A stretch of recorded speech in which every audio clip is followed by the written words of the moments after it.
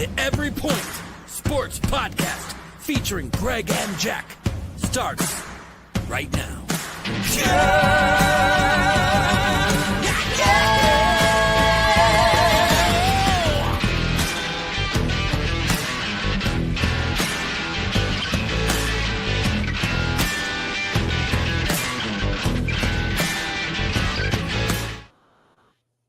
Oh, welcome in everyone to the Every Point Sports Podcast. I am Jack Stash from Fantasy Farm Sports. It is fantasy season. We've got the OldGamerGK Entertainment, Greg, with us. How are we feeling here on a Monday, Greg? Tuesday, actually. Is it Monday? I was going to say, isn't it Tuesday? Oh, right, sans Monday. We're doing good. Listen, I usually like to bring the Sunday energy. Unfortunately, I was working a Speedy Fest, helping out up in New York, Binghamton. Great time, by the way. So we had to push it back to today. So I'm going to bring the same Sunday energy on Tuesday because yesterday I was dead. It happens. It happens from time to time. We got a lot to talk about. We really do. We got a lot on the table here. We got a lot of training camp news. We have our fantasy football draft order. The draft order. Ooh, look at this. We've moved into the AI stages, right? We've got ourselves a bingo. And this is for our long time league, correct? This is not the sleeper.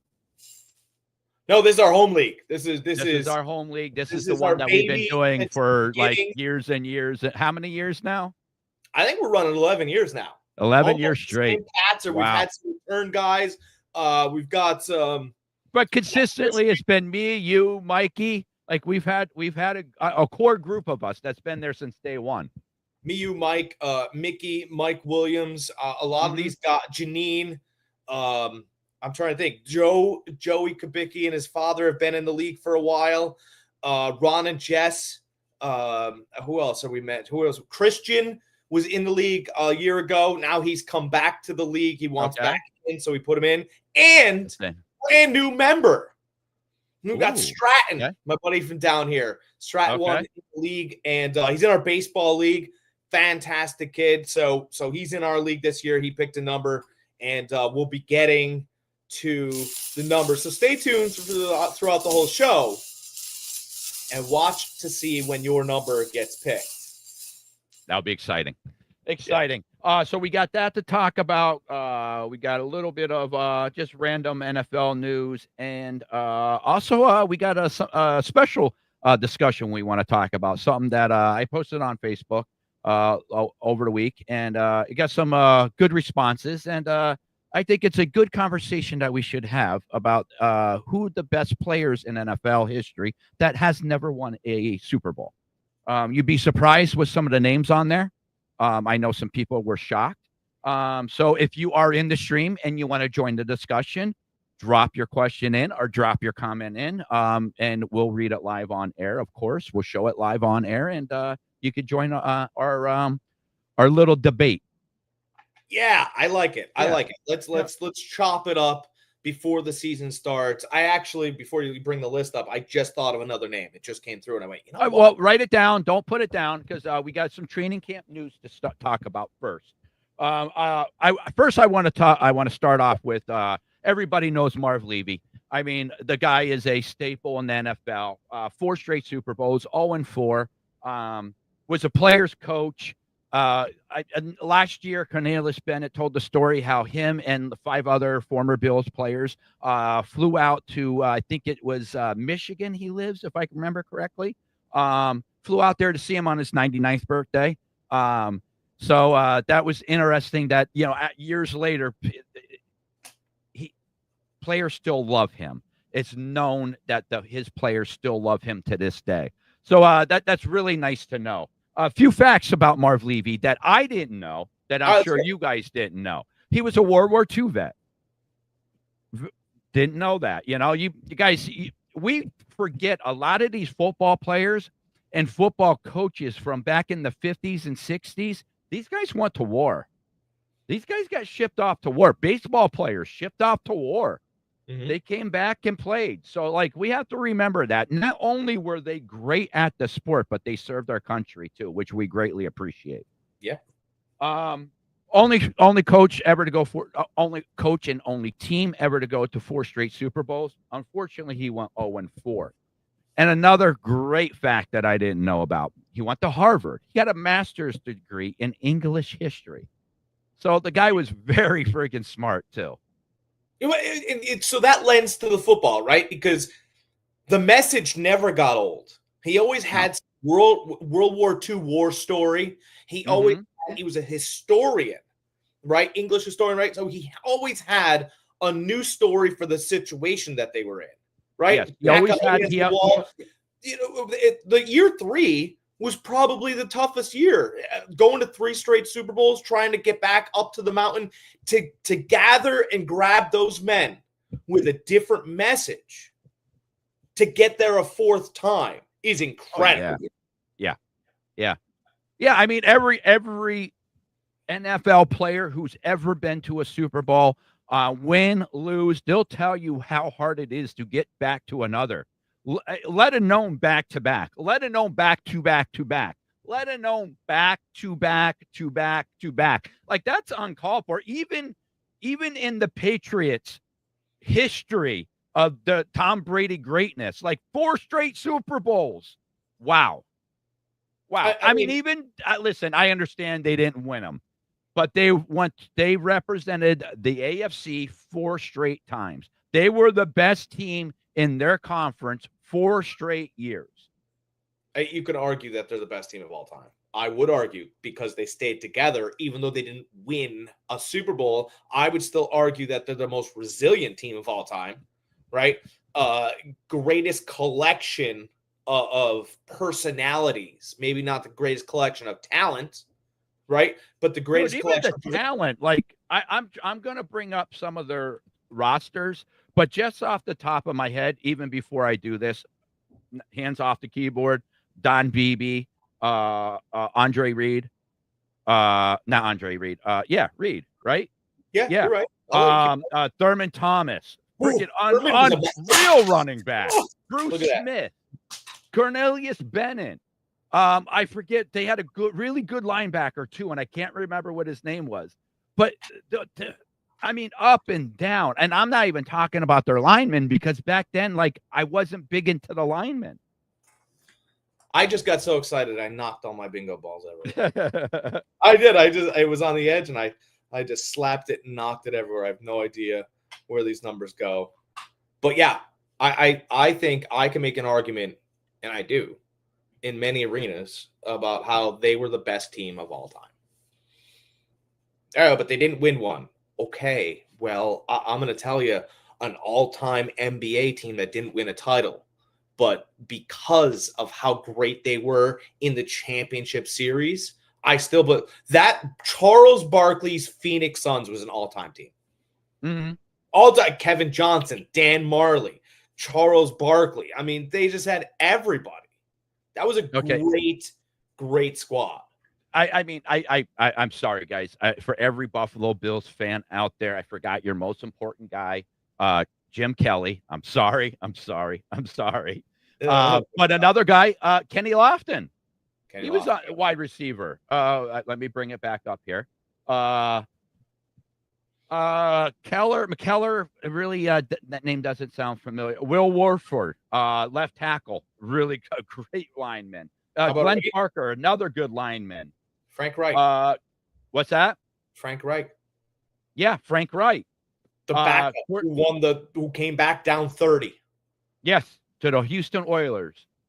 Cornelius Bennett was the linebacker. I always thought he was a DN for some reason, but Cornelius Bennett was the linebacker I was thinking of. Kirby Jackson. Yeah. Corner, another guy. Mark Klesko, free safety. I mean, their teams were loaded. Yeah. I mean, they were household names, but they were you can argue that to this day, because of those events that took place, that's really America's team, right? That's what America does. No, they're not necessarily in the heartland, but it's cold weather. It's it's very Pittsburgh Steelers, right? Iron, hard work, blue collar, right? Blue collar. Yeah, And it's a blue collar city. Yes. after their fourth loss, no one left them. After their second loss, people went, well, this is still my team.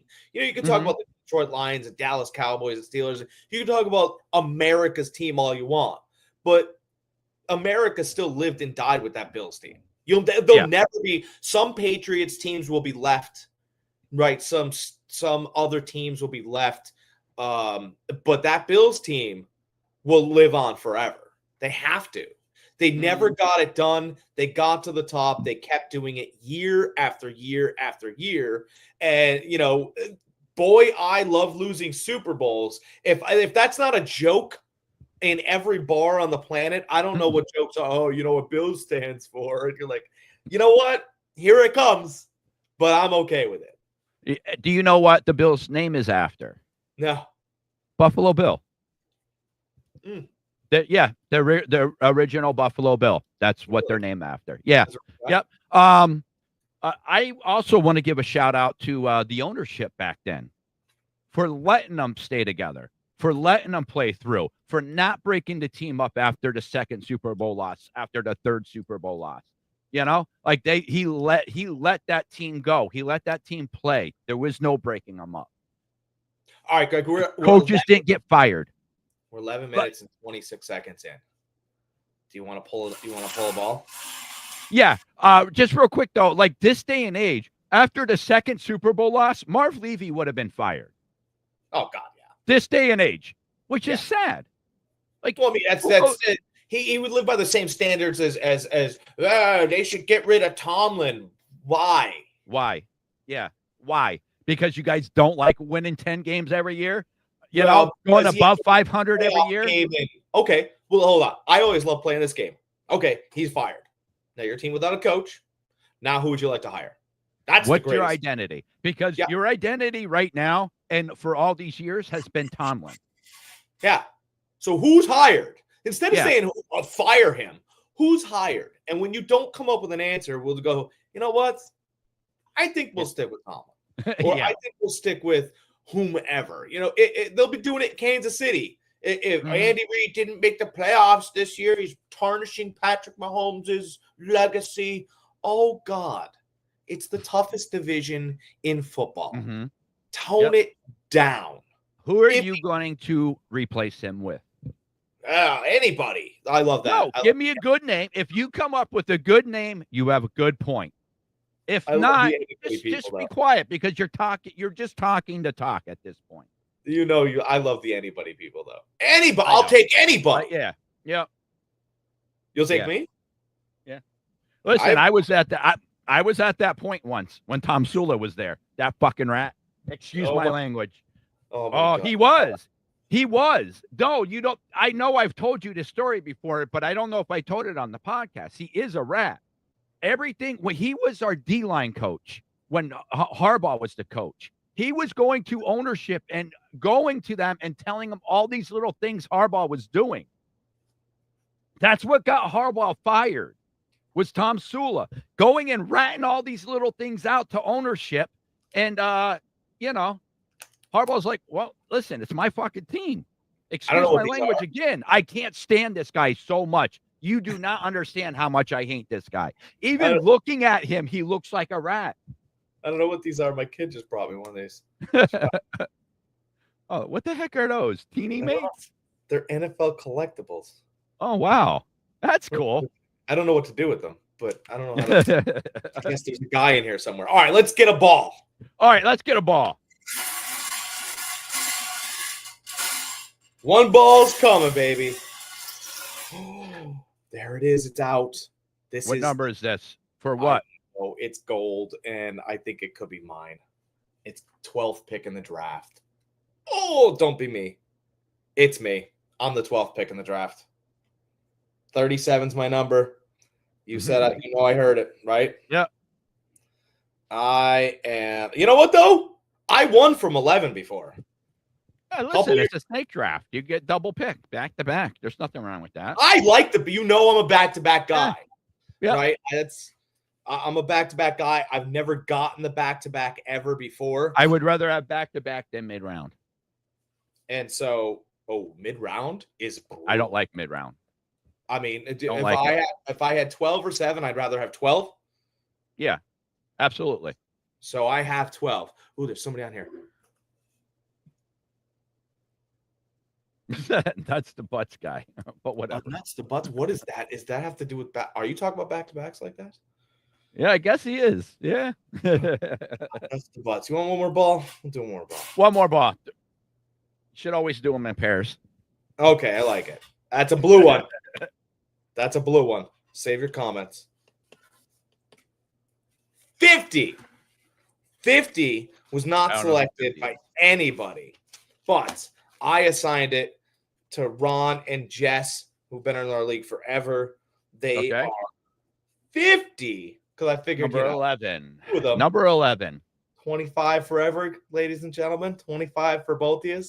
So they're number 11. I'm number 12. Let's talk training camps. Okay. Well, we just got an extension. Kyrie Williams, 3-year, $33 million, $23 million guaranteed. Think he's worth it? Yeah, that's fair. That's for fair value, right? I agree. Yeah, they didn't overpay for him. They had to pay a little something for him. He had a nice, solid year. So, yeah, got less than I'm Jacobs, fine with that. Less than Barkley. What's that? He got less than Jacobs. He got less than Barkley. And he should. He should. He's a solid running back, but he's I'm trying to read. Backs to front, Jack. Backs to front. Oh my. I see the little comments ticking. All right, he is. He's talking about backs to fronts. James Cook wants $15 million a year, and he's better in my opinion. Well, he had a good year last year. He showed what he's able to do last year. But my thing is with the production he had last year, a lot of it came with the passing, with Josh Allen dumping the ball off for him. He was incredible in that role last year. Can he repeat it though? That's my thing. I don't know if he can with another team. I think he's best fit for the Bills, but I don't think he's worth $15 million a year. If the Bills don't pay, Kyrie is better. Yeah, I think Kyrie is better than James Cook also. I totally agree. Let's do this. If they don't sign James Cook, could they still go to and win the Super Bowl? Because I think Ray Davis is just as good as Kyrie. Yeah, I think their running back situation is serviceable, but it definitely could be upgraded at any time. Like James Cook isn't a great running back. He's a solid running back who did very, very well last year. If they brought Kyrie Williams in, he would be an upgrade over James Cook. So yeah, they could upgrade the position, but my point is James Cook, he was drafted by the Bills, so he grew into the position. He grew into what he did last year. He found his little niche in that offense. You know, can a new free agent or a new addition, a new trade asset come in and do the same thing? I don't know. Between the tackles, yes. But that little dump offs that Williams or that Allen was able to do last year when he was in trouble, and James Cook would take it for a 15-yard touchdown, you know, can that other running back do that right away? I don't know if he could. So for this year, I think they're better suited to keep James Cook. Yeah, I'm not at $15 million a year, though. Not at $15 million a year. If he wants to sit out because he's not getting $15 million a year, I say sit out. Whatever. We'll give him $15 million a year. Just he's 2 years. It, though. Just give him a 2-year contract. Oh, when Dalvin was wanting money in Minnesota, all he did year after year after year was prove it. And he did. Well, Dalvin Cook was different, though. Dalvin was a stud in the NFL. I know, but they had the same comments about his brother James, right? They had the same every year. It was, I think they were trying to push that narrative. I never seen that. I never seen the same as his brother. I seen his brother was up here for me. I thought his brother was all that, and like they say, and a bag of chips. He was really freaking good for a while. Even Kyle Shanahan came out and said he was the best zone runner in the league. Okay. at the time. Okay, so let's do this. James Cook's already exceeded Dalvin Cook. He's had more touchdowns in a season. Mm-hmm. So now what are we gonna do? Because if his benchmark's his brother, he's exceeded his brother. Mm-hmm. And maybe he is the best running back in that draft. And maybe what James Cook does is a product of the offense. But if James Cook comes in this year, he had 16 touchdowns last year. He comes in this year and he gives you 20. Now what do you pay him? You're I stuck. have to pay him. He's a free agent. Yeah. You're going to lose him. He's gone. I don't think you will. No, because he's going to be a free agent and a Super Bowl winner. That could be the double thing too. If Buffalo's favored for every game, I'm not going out on a limb here and talking about the Carolina Panthers. Mm-hmm. If he's Super Bowl winner, 20 touchdown, James Cook, what will you be paying? Surprisingly, I would be fine letting him walk then. I could bring somebody in. I could bring a good back in. I think by the way, I think he's backed up by a really good back. I think Ray Davis is fantastic, and you had him on a rookie contract, and that's the only reason why they're able to do things like this. Except for your extremely, unbelievably talented running backs like your Henrys, your McCaffreys, your Barkleys. I'm one of those like with the modern NFL mindset where like you can interchange these running backs. You might not be able to do it with one, but you could do it maybe with two. I'm fine with that. I would rather pay two running backs to do one job for $5 million than to pay a running back $15 million. Like James Cook. Now you give me Barkley, McCaffrey, any one of those top running backs for $15 million, I am jumping. I'll jump off the bridge for that. It's again, it's a little interesting because Cook had the touchdowns. He does, and like I said, a lot of that came from his development in that offense. So you got to give him credit for that. I hate thinking I have to knock somebody for growing into their position, doing their job, and that's what he did. He did his job. I just can't pay him $15 million. Well, it's tough, and it sucks. It does because he did it the right way. He came in. He wasn't this highly talented. I don't want to say talented, but this highly regarded running back. There was talk that he had talent because of his brother. You know, so he worked hard. He did what he had to do. He studied, and last year you seen the flourishing of what he did, all the work he put in, and I hate to punish him for that by saying I don't want to pay him $15 million. I really do. But when you have a salary cap, there's certain positions that you could pay, certain positions that you can't. And I'm sorry, $15 million for Dalvin Cook just doesn't sound like it's wise to me. Yeah. I mean, you could do it for $3. You could finesse numbers. I mean, yeah, you could give him a little bit less than I would start with a little bit less than Barkley. Barkley got 20, right? Mm-hmm. I could give Dalvin 15. What was that? McCaffrey got 18. He took a pay cut. I don't know if I mean, I'm starting at like 10. Starting at 10 with them. If we could end up somewhere in the middle, 12.5, I think I'd be happy with that. Yeah, I mean, I could do that. You know, we're sitting here going, he doesn't really break tackles because he doesn't. He can. No, but we like Kyren Williams better than James Cook because James Cook doesn't break tackles. Like, well, what if they don't tackle him? Wouldn't that make him better? Mm-hmm. I just think Kyrie Williams is a better runner in between the tackles. That's my only thing. That's why I think he's better. But I think so too. But that's because he breaks tackles. But if you watch some of James Cook's runs, you're like, oh, they can't catch him.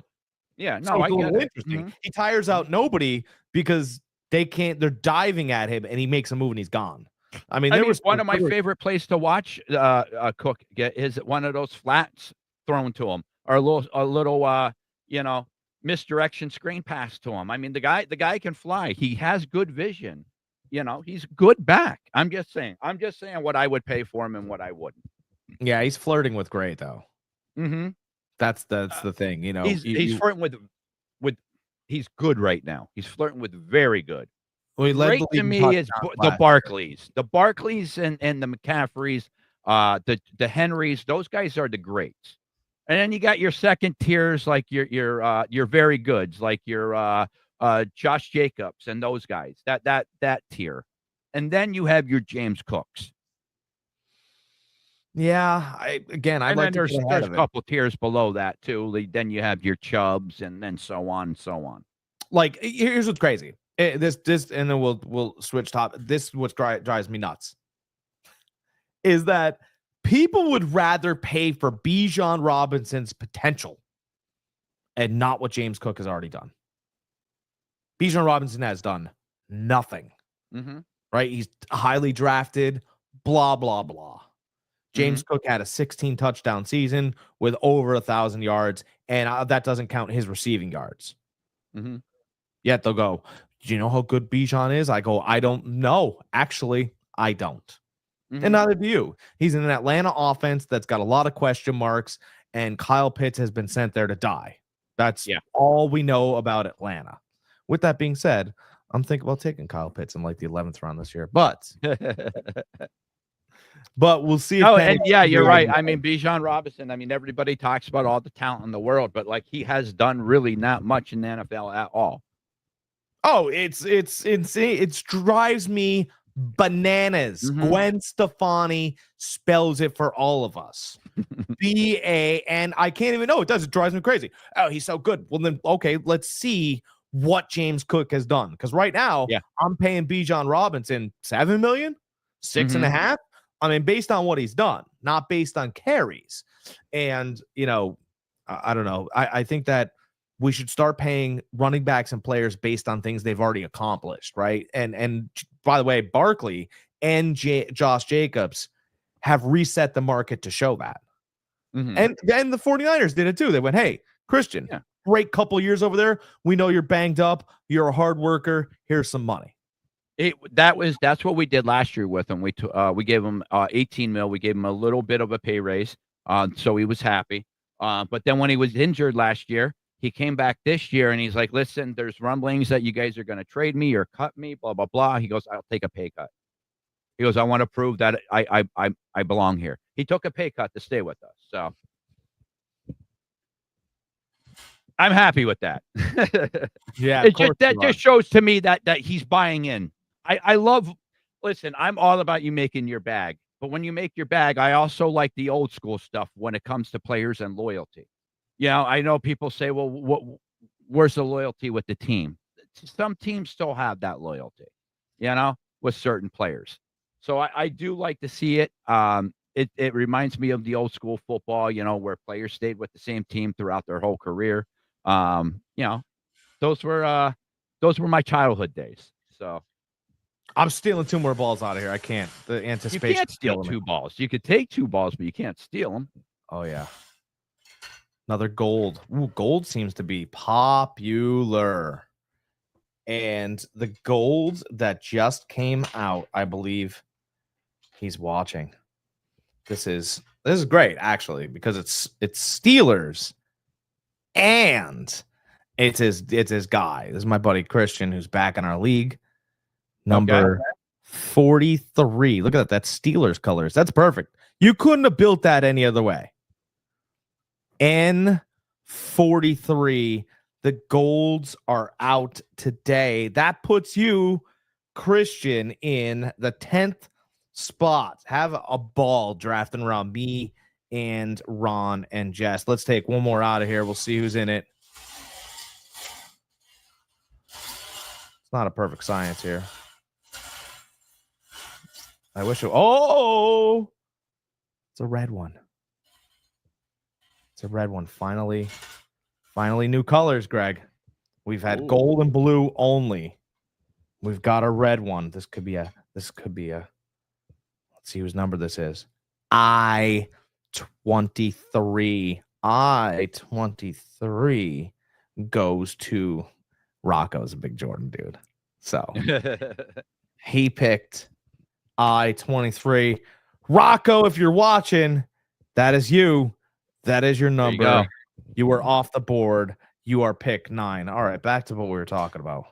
All right, back to what we're talking about. Let's see here. We talked about the Bills. We were talking a lot about the Bills. Oh, I got a Dre Greenlaw story for you. Okay. Former 49ers linebacker, now plays for Miami or the Texans? No, I think you said we were saying Miami pre-show. Yeah, but I think it might have been hold on. I want to know exactly. I don't want to mess it up. That's fine. Take a look at it. Uh, I was like, I wish I had scissors here. Oh my God, I'll do it. I won't. Broncos. That's what it was. Broncos. Okay. Little story for you guys. Dre Greenlaw, if you guys don't know who he was a linebacker for the 49ers, having a great game during Super Bowl 2 years ago. Ran onto the field, did a little jump, ran onto the field in the fourth quarter, blew his Achilles.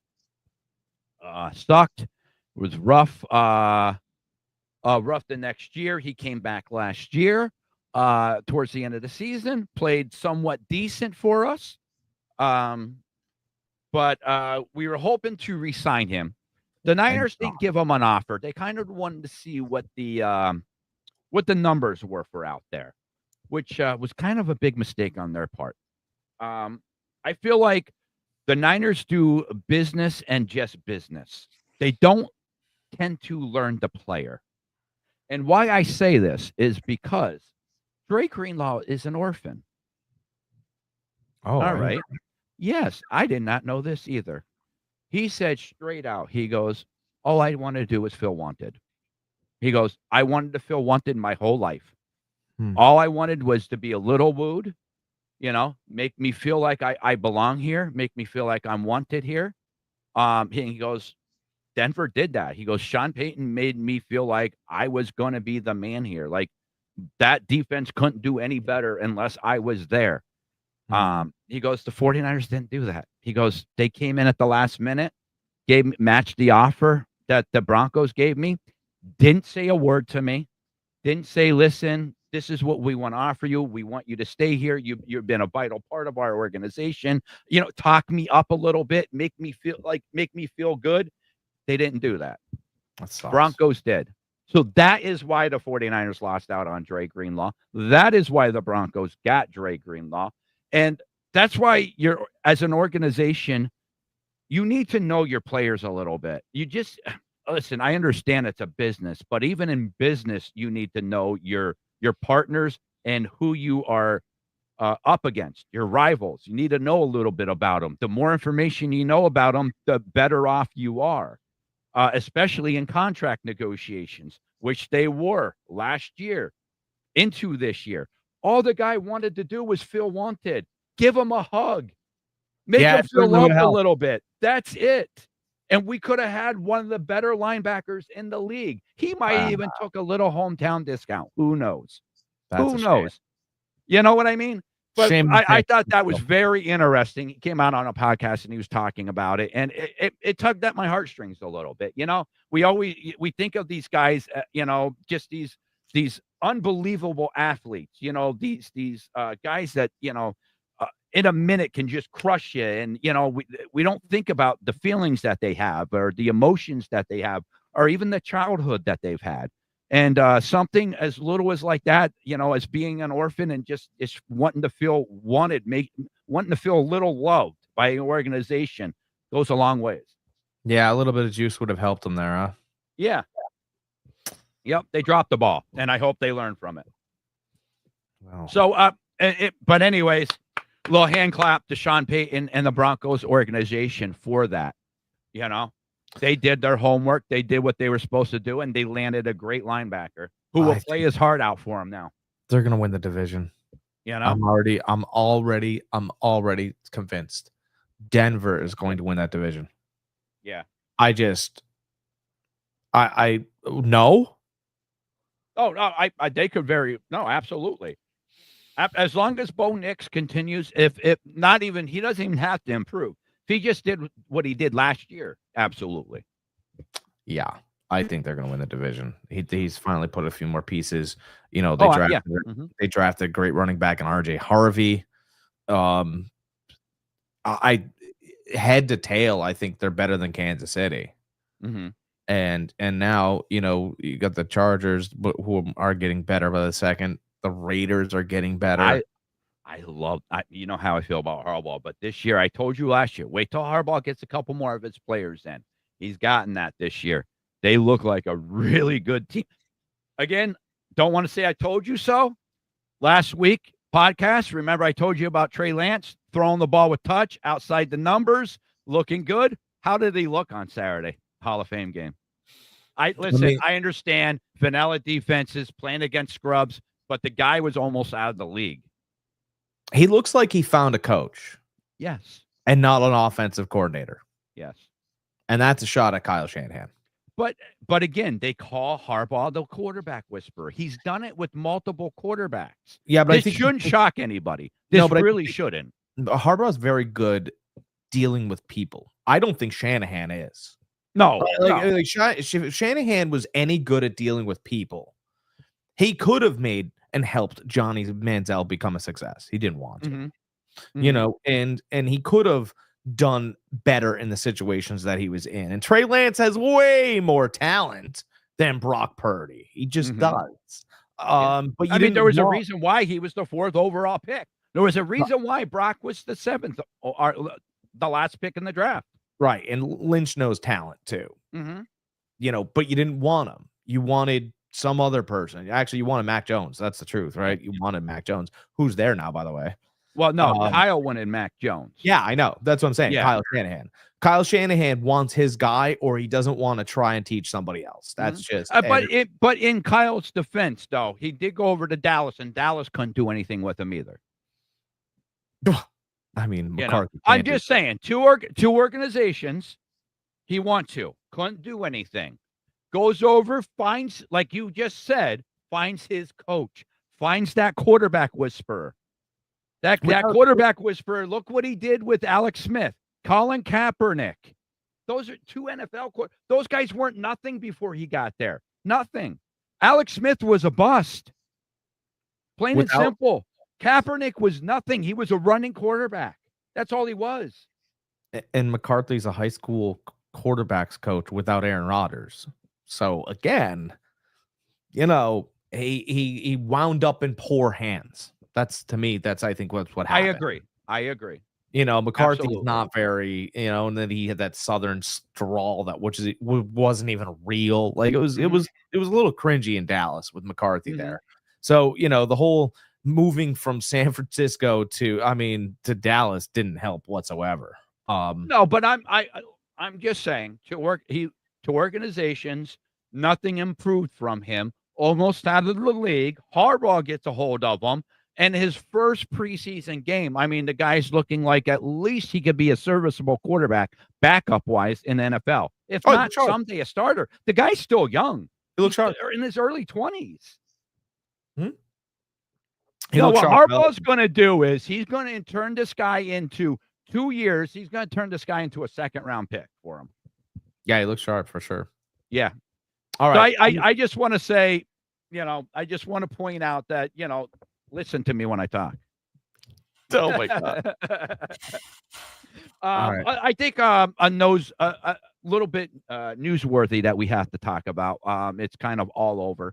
I know we didn't talk about it in our pre-meeting, but I think we need to talk about it. And that's this Parsons and Jerry Jones battle going on. Look. By the way, I really want you to look before we start talking about their battle, because the next ball has hit the chute. Okay. What number do I got? What number am I? 1. Yeah, I know, but what number? Oh, you will be pick 8. 8. Oh, that sucks. I just said how I hate mid-round. And there's what's good about that though is that McCaffrey did so bad last year, he might be there. Oh my God. And the other one for which that has come through. Oh, you guys just enjoy your day hanging out with Mike Hess. I-21 Mikey's is Mike for Hess. me. Great. He's gonna take frickin' McCaffrey right before I do. Oh That my bastard. God. Look at this. That Is just how it bastard. happened. I know him already. This is just how it I happened. know Mikey. Look, I had nothing to do with this. I just He's do like the you. He's like you in our baseball draft. brother. I'm just the wheel guy. That's all I am. I just do nothing here. I'm the Real wheel guy. quick, little side note: Anthony Barr just retired, longtime linebacker. Bum, long time bum. No, I'm kidding. He was a good linebacker. He was He was a good player, definitely very solid, pretty right, fast back in the day. So I just, to be quite honest, I hope the Cowboys trade Micah Parsons because I don't, I think that it's very rude that Jerry Jones hasn't even treated him like a professional. No. Jerry Jones, here's what he did. Jerry Jones talked to Dak's representation. He talked to CeeDee Lamb's representation. He just did a deal with Jake Ferguson, right? He's making sure everybody else gets paid. And he said, we had a conversation back in March.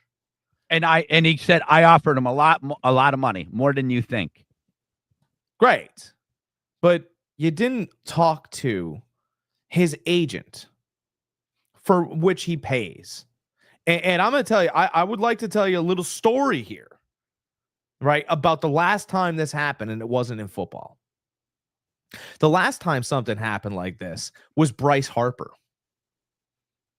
Washington handed him an envelope. They handed him an envelope with a check in it. And Bryce Harper goes, "What is this?" And the owner was like, "Well, that's what we're trying. That's the number we want to give you." And Bryce Harper goes, listen, man, I'm not a college kid. I've got people to pay. I've got management. I've got all this. And the guy goes, well, the owner of the Washington Nationals, the story was reported that he said, well, he goes, go on the open market. That's what you go for. And he's like, you're not supposed to be having the conversation with me. You're supposed to be having it with the agent for whom I hired.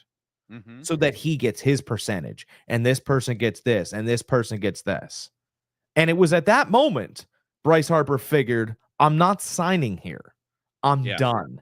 They look at me as a clown. I'm out of here. By the way, he signed with Philly for the same amount of money. He wanted to make sure all of his guys got paid. You hire people to do a job. Let them do their job. You walking behind my agent towards me and offering me a blank check. If you do it once, you'll know you'll be able to do it again. And the second contract, the one where I'll be getting older and my knees are beat up, is where you'll throw me to the dogs. Yeah. And my agent will take care of his client because I've taken care of him my whole life. I can't stand the way Jerry Jones does business, and I'll be quite frank, I would throw him in a ditch at this point. There's been stories of this happening throughout Jerry Jones' ownership of Dallas Cowboys, and this used to work back in the day with Michael Irvin and everything back then, where they used to say this. You walk into Jerry's office, he turns the lights down, he gives you the whole story of the Dallas Cowboys, how they're a storied franchise, and how you should feel lucky to play for him, and aren't you honored? And he tries all this manipulation stuff with you to get a number to you to bypass the agent. He's notorious for doing this. There's tons of stories out there of him doing this. Where this one really is, I'm dumbfounded by, is that yes, he might have offered Parsons a contract behind closed doors, and Dallas didn't reach out to his agent, but his agent, Parsons went to his agent and said, listen, we're going to have a deal done soon. Give them a call. He called them. His agent called them, and they told him, listen, we pretty much already have a deal done here. And that's it. Done. So Parsons came out with a statement yesterday and said, listen, there's a lot of stuff going on, a lot of false news, a lot of false reporting. Nothing has been agreed upon. Nobody has contacted me or my representatives. I want out. He goes, you guys aren't treating me right. He's I done. want He out. won't- No, and Jerry's very naive, right? Because what he's doing is, you go, oh, this is just all part of the negotiation. Yes. No, man. What you try to do was you try to buy a kid that went to a state college. Mm-hmm.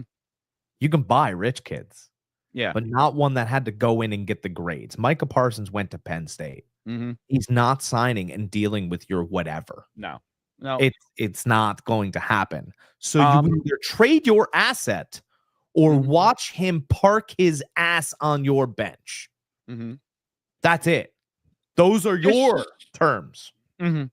Just listening to Jerry talk anymore, he's getting old. He's getting too old. He really is. He's getting to be detrimental to himself and to the Dallas Cowboys. You know what he's reminding me of? His Al Davis' last 2 years with the Raiders.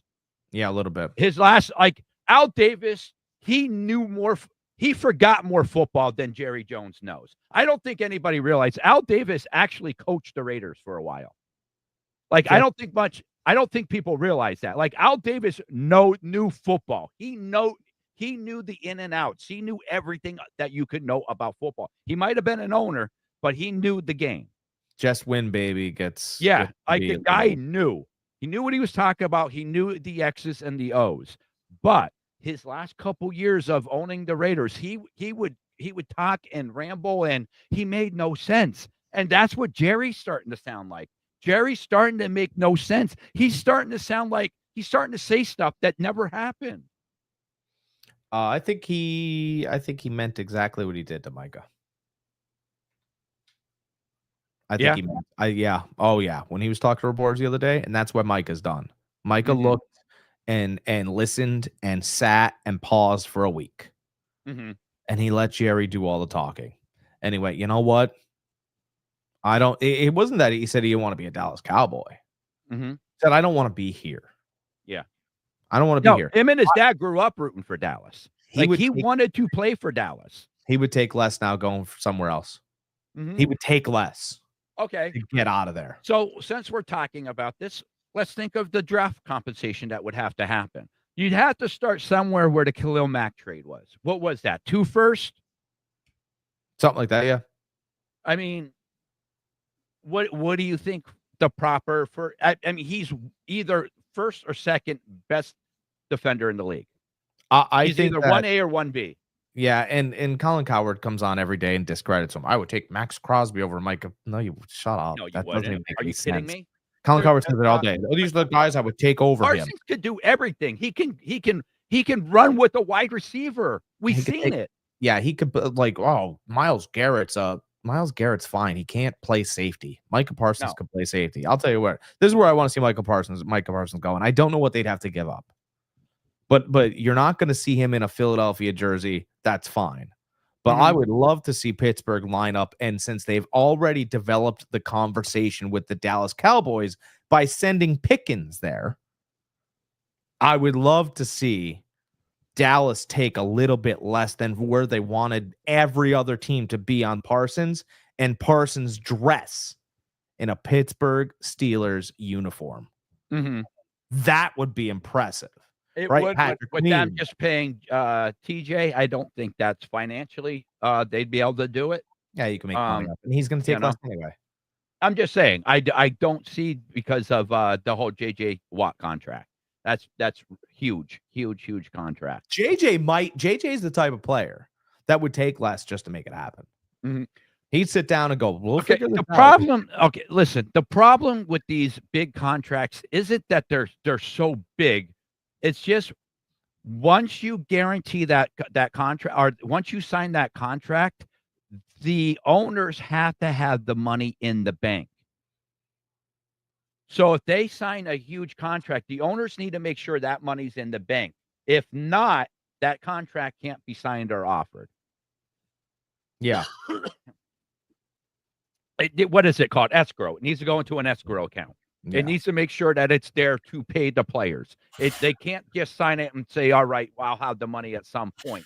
But no, they need to make sure. So when you have 3 huge contracts on the book, to bring that 4th one in, 1, are you able to do it compensation-wise? 2, can you do it money-wise to the player? And 3, can you do it where you're still under the cap?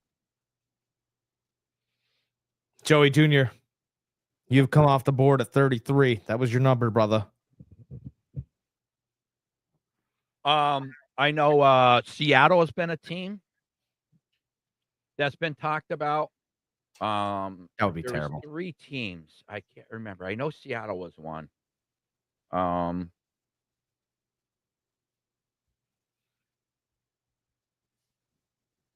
to think here. That would be terrible. Who? What? If you went to Seattle? Seattle's terrible.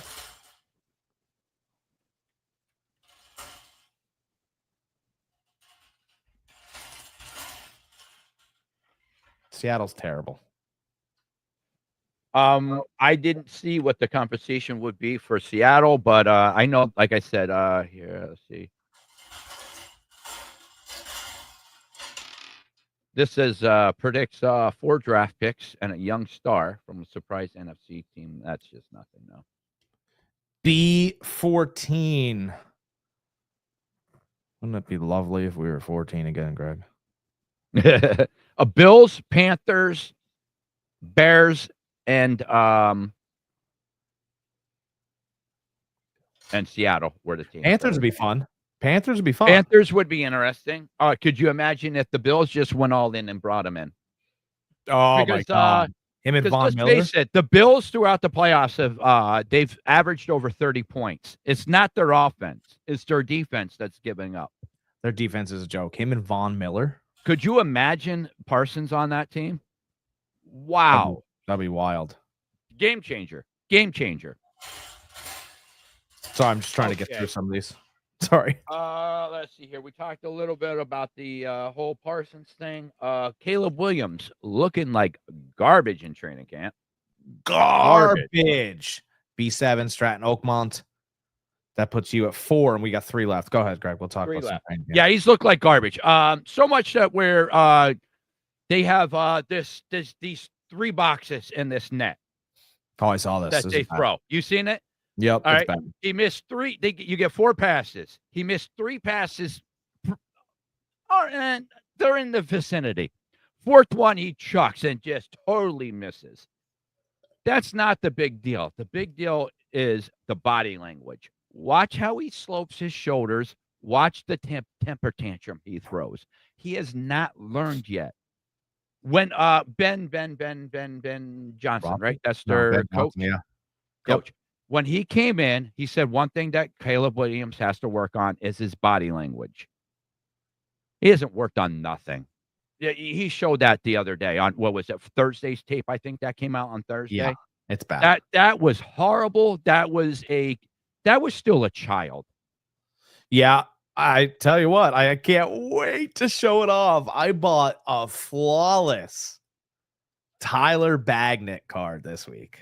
Patched to 25. It is beautiful.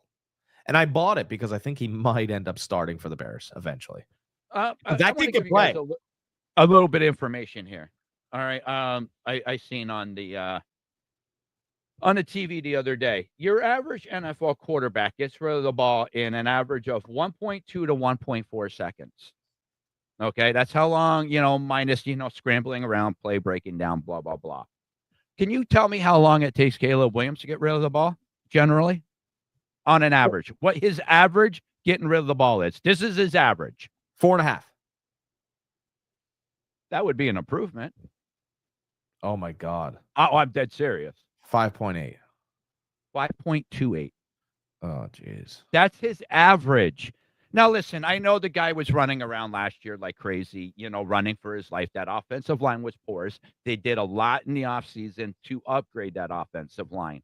But 5.28 seconds, are you kidding me? When the NFL average is 1.25 to 1.4? Like, that's ridiculous. And I've already talked about how much I didn't like him scrambling and off scripted plays in college. I think Ben Johnson has his hands full here. And I think you might be onto something with this Baguette. He might get some playing time this year. The kid can play. And like the kid's got some juice too. His dad was an arm wrestling champion and he had some good games and there was a little bit of fun behind him. And he feels like a Chicago kid, right? He just a little bit of blonde, dirty blonde. He just feels got the mullet. He's got a little bit of swag to him, and he had a couple games where he threw for over 200 and some yards. He is athletic enough, and listen, arm strength isn't everything. The kid's got a good arm. He had a couple wins. Chicago was in no position to do anything, and everybody was clamoring for Caleb Williams. But this Tyler Bagnett like can play. I don't know if you've seen, but you know, and he feels like a Ben Johnson kind of player. So I think he could scramble just as well as Caleb Williams. I think he could throw the ball on time better than Caleb Williams. Caleb Williams doesn't throw the ball on time very well at all. No. You know, as far as magician plays, that's great, but you know, I could I could hit the ball 380 yards. Cool, man. Can you putt the thing in the hole at the end? Because if you can't, and he has shown his ability not to be able to finish easy ones, you're going to have real problems here. And I think Ben Johnson's going to have to work with his mechanics from day one. And listen, I mean, the guy was a number 1 pick. The guy has tremendous talent. So I'm not saying he doesn't. I'm with Jack, though. He has a lot of work. Like, this guy is not polished at all. That Baguette might be more polished than Caleb Williams. Yeah, I mean, the whole idea in the NFL is trying to sit in the pocket and take your licks. Caleb Williams doesn't like taking licks. And, you know, he doesn't even like pressure around him. He doesn't. Those feet dance pretty quickly. And yeah, he's very quick to get out of the pocket. Can you learn to maneuver in the pocket? Yeah, you can get that feel. You can learn it. But to me, it doesn't even look like he wants to try. He automatically escapes that pocket. Any little brush on him. Doesn't really, yeah, he doesn't like it. And you know, if you're the son of an armless wrestling champion, which Tyler Bagnett is, you know, like you're probably a little bit tougher than the Williams. A little bit. You know, little fun fact real quick about the Bears. Do you know they never had a 4,000-yard passer? Yeah, Caleb Williams said he's going to do it this year. I don't think so. We'll see. I got 3 left. DJ Moore, real quick. DJ Moore has been getting snaps at running back. Yeah, I mean, it's he's in the Percy Harvin role. I have no issue with that. 5'11", 210 pounds. Yeah, he's Percy Harvin. He's fast. He's you know, give him some end arounds, you know. Give him a couple carries a game. I'm fine with that. 3rd pick in the draft goes to Janine. J9, 68. There's a 68 there somewhere, I promise you. 68. There it is. Let's see here. What else did we have to talk about? 2 left. What's that? 2 left. I gotta work soon. It's crazy. Ugh.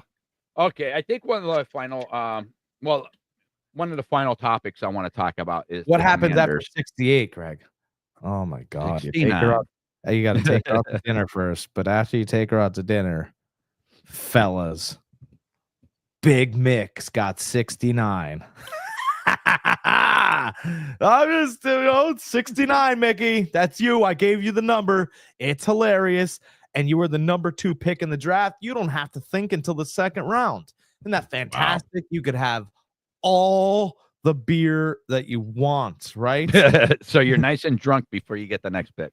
That's right. You sit there, you're like, that's Joey Sr., Cubs dad, the young man gets number 1. He's never had the number 1 pick. He always sits around and has to wait and wait and wait. And not this time, Cubs Senior. You're the number 1 pick in our draft. Our AI system has spoken, and although they are very advanced, they respect our members. Cubs Senior's number 1. Guys, have the greatest fantasy football season. I can't wait. Now I know where I'm at. I'm back to back. Oh, I'm back to back. What was he saying about this? What was Chef Nick saying about back to back? Back to front, Jack. Back to front. Back to front. I get very excited. From the 12 spot, I get to sit and watch mistakes happen. Someone will follow me. Boy. I know it. All right. Back to training camp. Back to training camp. Caleb Williams at 12. Would I? Oh. No, I wouldn't. His father wouldn't draft him at 12. Yeah. Lamar Jackson returned to practice after missing 3 days with an illness. Let me see here. What else we got here? Some quick notes. Mayfield hit his hand on a helmet. What's his name? Hendrickson still hasn't, and them and the Bengals are still very far apart. Talk about not paying players. Yeah, I know. Unreal. They're going to get to a. All right, listen. They're going to get to a position where Burrow, after he's done with this contract, where he's going to want out. Yep. He's going to say, listen, you guys are doing nothing here. Like, yeah, you guys signed me 2 wide receivers, but you're not doing anything over here on defense. I can't score 40 points every week. If you look at any other team in NFL history, if they did what I did as a quarterback, they automatically made the playoffs. There is no reason why a quarterback with his efficiency rating last year didn't make the playoffs. Yeah. It's because of that defense. And you're going to take away one of your not one of your best player. You drafted Stewart, so you had a nice 2 bookend to get pressure on the quarterback. You got Stewart settled. You need to get Hendrickson settled. Back-to-back 17 season sacks. Led the league last year in sacks. The guy is a stud. Yes, he might be 30. Sign him to a 2-3 year deal. He just wants to get paid. Got to give him something. I know Brown came out and said, listen, we gave him a raise. What was it? Last year they gave him a raise, a small raise to make the $15 million that he's making this year. So he's like, let him play his contract out. That's what the owner said. Mike Brown, that's his name, right? Mike Brown, yeah. I think that's his name. Yeah. Came out and said, listen, we gave him a raise last year. You're still under contract, play it out. That's not how the NFL works. They know how the NFL works. The last year of your contract is when you start that extension. Here's how the NFL works. The owners screw over the players 1 year ahead of time. That's how it works. Yeah. Right? They know what how much money they have coming in with ads and say ticket sales and NFL sales, and they're the only ones that are privy to that information. Right, owners? Mm-hmm. Yeah. You'd shoot somebody like me if I told everybody this. Once we become big, I'll be in a ditch somewhere. But right now, I'll call you out. You get the numbers a couple years ahead of time. I want to piggyback off that really quick about the Dallas thing with what you just said. Yeah. Jerry Jones could have signed Parsons last year to way cheaper than what the market is right now. All right. So if you really think about it, the longer Jerry puts this off and the more DN sign, the better off, the more money Parsons is going to make. So Jerry, technically, in a roundabout way, is doing him a small favor by that, where he ups it. But somebody said that to Parsons. Somebody said that to him. And you know what Parsons' response was? He goes, I don't care. I wanted to be here for the rest of my career. I would have took less money. Yeah. And see, that's where Jerry Jones has lost in the negotiations. It's over because Micah Parsons, and you don't meet a lot of people like this. Most people Parsons was emotionally invested in the team. They had him at that point. Most people will take less money. That's not Micah Parsons, right? Or most people want more money. More money. Gives me more money. It'll fix the relationship. Micah Parsons did not want more money to fix the relationship. He didn't want to be embarrassed publicly. You paid Dak. You paid this guy. But my God, you paid this guy, Ezekiel Elliott. Yeah. You paid everybody. And now you're going to embarrass me and my family publicly. Mm-hmm. Guess what? I'll take less money to be anywhere else. Yeah. Yep. Anywhere. I mean, this dude could retire tomorrow on what he's made and go be the linebackers coach at Penn State. And I think he would do it. Oh, yeah. Yeah. I mean, but my whole point was he said, I just wanted to be a Cowboy. That's all I wanted to do. All you had to do was sign me. Jerry thinks money fixes everything, and he's wrong. No. And maybe he's playing percentages where like 70% of the time he's right. But right now, he's way off. Yeah. Money is not going to I agree. I didn't mean to interrupt. I just what you were saying that made me remember what Parsons said about the whole less money thing. You're good. I only have a couple minutes left, and then I got to run off. Okay, I think we real quick. Then we need to talk about this Commander situation because after new ownership, they have new ownership, new coach. Everything's been hunky dory for them. Everything's been a Cinderella story for them. Jalen Daniels comes in, lights the league on fire. They go to the NFC Championship. Like story. Everything's great.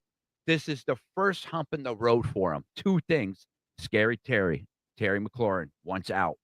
That team last year, I'm sorry, they were a 9-7 team without Scary Terry. He won them games.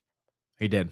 He won them games. Yes. Like fourth quarter, 6 comebacks. He was part of that. He was part of those. Yeah. He got touchdowns during them to win the game. Sorry.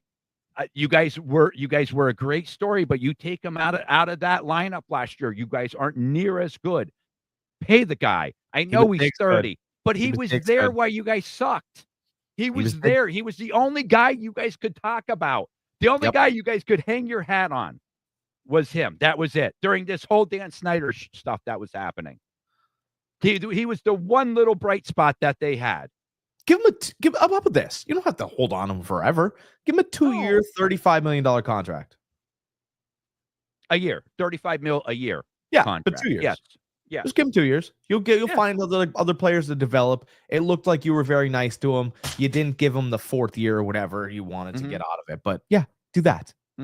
Okay. And the other thing I want to talk about really quick is about the Commanders and Trump coming out and saying how he would like the Commanders to reassess and he would like to see the Redskins name brought back. I'm one of them that think that I'm Native American. I'm part Native American. I'm part Cherokee Indian. I was never offended by the Indians, the Redskins. I'm sorry. I was a little offended by the Redskins name because of what it truly means, but what everybody thinks it means is different than what it truly means. So I understand that everybody's thinking of that name, and I was fine with it. If everybody want to know what the true definition of Redskin was, what it was back when the white men had bounties on Native American scalps. They used to scalp them and let them lay along the road, and the blood would run down over their skin, and that's where Redskin came in. That's where that came in. But most people think it was the pigment of their skin. They have a reddish tint to their skin, which I am fine with you guys thinking that, and I'm fine with that name. So if I'm not offended by that, even knowing what the true meaning is, I don't see how everybody else that's not even Native American could be offended. Karens, I'm talking to you. But anyways, I think they should have never got rid of the name. Same thing as I don't think they should have got rid of the Indians name. I think the whole woke movement went too far. We took down statues of our heroes, of our generals. We changed team names, sports team names. Guys, we take politics out of sports. That's what makes sports so great. We don't need to think about Republicans or Democrats, Let's just play the game and have fun and debate who the best team is. That's what's so great about sports. We escape the real world with it. When you start bringing politics into it, you see what happens. You start taking names away. You start doing this. I just don't like it. Don't like it. I am fine if they bring the Redskins name back. I encourage them to bring the Redskins name back. The history of that franchise has that name. and I don't think they should have took it away. And that's just my 2 cents. I know there's a lot of people out there that disagree with me, and that's fine. We all can have our opinion, but you know what's great is that we can debate it. We can discuss it without everybody flying off the deep end. You know, I wish that it could just stay like when we were little kids, right? When we were little kids, we just collect our favorite player, right? We collect a card. And We root for our team, we root for our players, and we get mad because you like Tom Brady and I like Joe Montana, But there is an underlying political benefit to these teams. Right. Mhm. I'm a big Browns fan. You lost the Browns for a couple years because Modell left the city because they wouldn't pitch in for his new stadium. By the way, he had enough money to build it on his own. Yeah. Which he left in the middle of the night, by the way. And he wasn't with a team that had they had a great team then. Their coaching staff was Bill Belichick, Nick Saban. And that's why he did it, because he thought he finally had leverage. Oh, there's a political word, leverage. Right. So that's the business side of it, right? These owners want certain franchises, right? Certain companies to put their name on the outside of the stadium so that when it gets shown on TV, we all have a venture together. Right. And then when we need to sell a bad idea, we'll just put it on TV and teach it to the American public. Because let's be honest, they ain't so bright. And that's what we did in Washington. Because it wasn't any woke anything, which everybody believes. What happened that was the narrative pushed. Absolutely. Because what happened was the Grudens got into some bourbon in their mother's cabinet, right? And they were half soused at 12:30, and they used vulgar language. I don't have the emails. They weren't the greatest. That's what I was told. No one believes that any of the Grudens are racist. His brother likes younger girls. We have seen that. Jay does, man. It's on. Yeah. But Washington also chose to release those videos a day before he was being fired.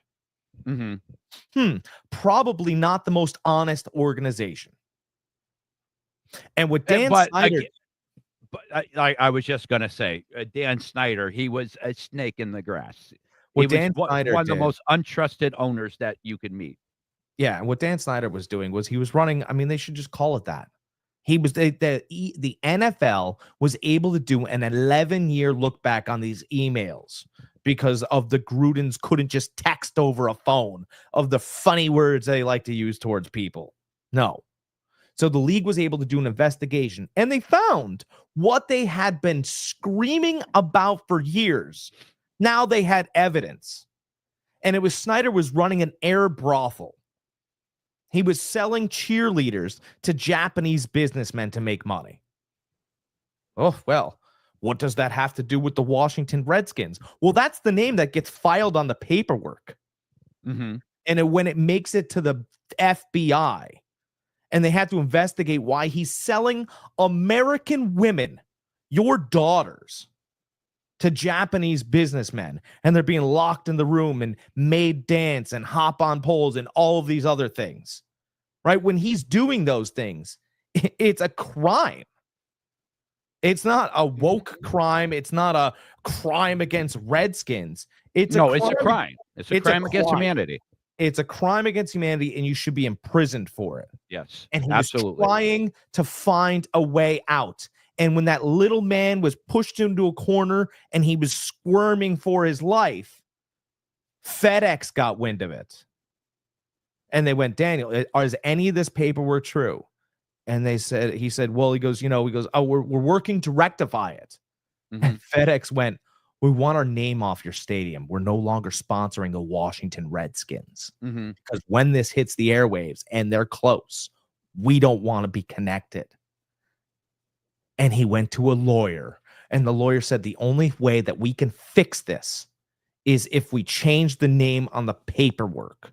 And lo and behold, the Washington Commanders, because Daniel Snyder said the NFL was pressuring him to get rid of the Redskin name for years, and not the story. You bought it. You made popcorn to hear it on TV, not the story. FedEx was walking. Oh, by the way, Snyder was ousted in like a year and a half after that, wasn't Yeah, he? after that, yeah. Well, he was also very- he had a he was scamming ticket sales too. He Very wasn't reporting convenient. all his ticket sales to the NFL because They- they do revenue sharing in the NFL, just like the NBA. Or Yep. sorry, NBA, the MLBs. They still have revenue sharing in the NFL, even though they have a hard cap. They still have revenue sharing, and yeah, he was skimming money off, so he didn't have to pay. So it's very convenient, and I know it's very convenient to get up in arms and form a group, and now my group's mad at their group because they took away the thing that I liked, right? It's very easy to do that. If it feels easy and seems easy, it's probably the wrong answer. It's probably the bad, poor information from what you got. It's not your fault. You had the truth. Yeah. But it was given to you. You didn't do the detective work. And this is what Guys, really happened with this whole story. I just want to point this out, guys. Guys, there might be a lot of other podcasts out there, a lot of other sports news stuff out there. But what you're getting with the Every Point Sports Podcast is you're really getting two different points. You're getting my point, which I'm seeing something, and Jack's seeing something else.